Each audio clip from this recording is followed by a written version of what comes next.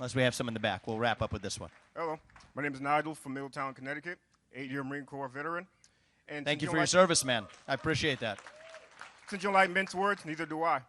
If you become president, will you declare Black Lives Matter, Antifa, and groups like that a terrorist organization? Well, their behavior has earned it, so why wouldn't we, right? Antifa in particular, right? Black Lives Matter is a vague thing. Antifa, absolutely. We have to, and it's the same, it relates to that last question. We cannot have two tiers of justice in this country. One for Biden, another for Trump.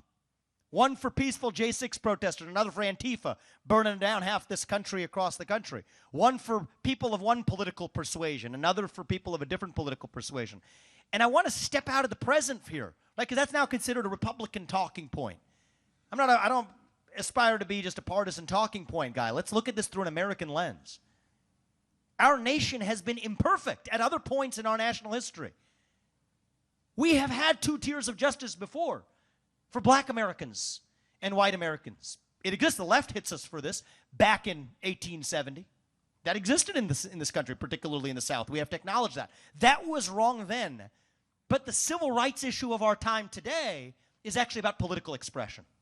And so you cannot have a justice system that weaponizes its use based on the political belief of the defendant. That is wrong.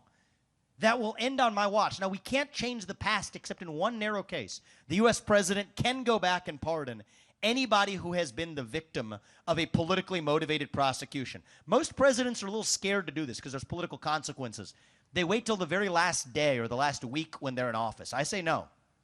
I'll take the arrows for it. We're doing it on January 20th, 2025. From peaceful J6 protesters to Donald Trump to Douglas Mackey to Julian Assange, you name it.